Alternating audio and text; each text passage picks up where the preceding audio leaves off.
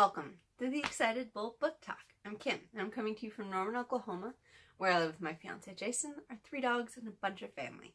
Thank you for joining me for this episode, and if you like this episode, like and subscribe down below. I also do movie talk, TV talk, and crafty time talks, so there's a lot to choose from.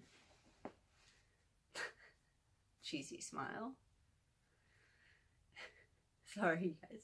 Anyway, this episode is about Dewey's 24-hour readathon. I will be putting links to all the relevant information down below because I think this is really cool. So we're going to go through Dewey's 24-hour readathon first, which this year is taking place on April 28th, which is the Saturday after my birthday, which, like, holy cow, how much cooler can that be? We'll also be traveling the week before, so it's perfect. I'm super excited about the timing of this.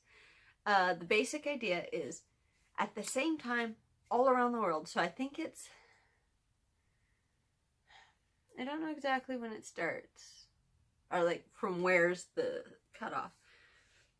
So the same time all around the world, no matter your time zone, at this moment that they've set, which is midnight for Saturday somewhere. I'll have to check on that. For me, I think it starts at 7 a.m. 7 a.m. is my start time. So 7 a.m. Saturday until 7 a.m. Sunday. 24 hours, in theory, I'm supposed to be reading. Doing nothing else other than reading, obviously eating, going to the bathroom, etc. You do not have to do the full 24 hours, though. Last 24-hour readathon was in October. Excuse me. And I didn't find out about it until like the week of.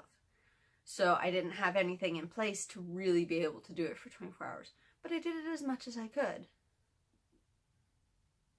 I'm going to pause. I'm going to see if I still have that.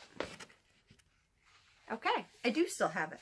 So this was from my October 2017 readathon. It's kind of hard to tell. Blue is supposed to be audiobook. Purple was supposed to be actual paper book reading, and red was a bit of time I didn't read. These are in half-hour intervals. So you can see I did not do the full 24 hours at all by any means. Did I do my totals? I spent 1 hour listening to audiobooks, 12.5 hours reading, and 10 hours not reading. So I almost did half. I'm going to do a similar chart for this year's 24-hour readathon, which I'm pretty stoked about. But since last time I didn't know about it until it was quite late, I didn't realize that they do also pre-readathon challenges, which I'm super excited about. So this week, actually starting at this morning, was 1,000 pages in a day, or in a week. God, 1,000 pages in a day. I'd never do that. I would not make it. 1,000 pages in a week. I'm going to try for that. I am tracking it in my regular journal.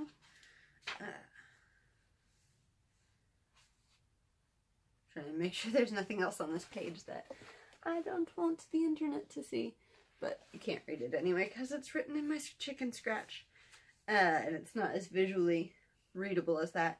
But, so today I have, well, yeah, I have 4 books for today, which was The Goldfinch. I started forever ago.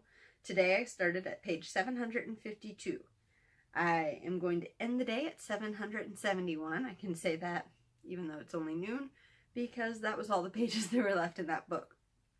So I'm 19 pages in. I am going to count my audiobook, which is In the Garden of Beasts. I am starting the day at page 244. We'll see where I end. Song of Susanna by Stephen King. I am starting at page 206. And my newest book, Heart-Shaped Box by Joe Hill. Get the shine off that. There we go. I'm starting on page 9 today. So, we will see how we do. I think in order to reach 1,000 pages, you have to read 143 a day. I do not do that in a day right now. So we're going to give it a go, though. We're going to see what we can do. My to-read pile is overly ambitious. I will not get through it all probably, but starts with my new book, Heart-Shaped Box by Joe Hill. This is highly recommended from a friend who claims this is her favorite Joe Hill book. We'll see if it can beat The Fireman. I really enjoyed The Fireman. I thought that was a fantastic book. My others, these may change. They, you know, I may just not be in the mood, is The Man in the High Castle by Philip K. Dick, because you gotta have a little science fiction in the rotation. I thought this was a really great copy, too. I think I picked this up at a library book sale. A 1962 copy. Oh no, that's the original copyright. Oh, this edition was 1974. So, it's a really great copy. And I decided I'm going to do, again, Diana Wynne Jones's The Chronicles of Christomancy. Yeah, I was saying it right. Starting with Volume 1. I have had Volume 1 and Volume 2 for quite a while. I read them before, and I really enjoyed them. I did not realize until recently that there was actually a Volume 3. So I picked that up, but I haven't wanted to just jump in and read this until I reread these. So I thought I would start with Volume 1 and see how far I get. And if I get hooked enough to jump straight into Volume 2. But I will keep you guys updated. Follow me on Instagram, at The Excited Bull on Instagram. I'll be posting regularly on there on my progress for the 1,000 pages in a week. And then I will be posting all day on April 28th about my progress and they do little mini challenges throughout the readathon, which are really fun. Like, you have to show books and that mean different things to you or fall into separate categories, things like that. Yeah, it's a blast. If you're into booky pictures, check it out. Until next time, make some time to get a little story in your life and challenge yourself. Bye, y'all.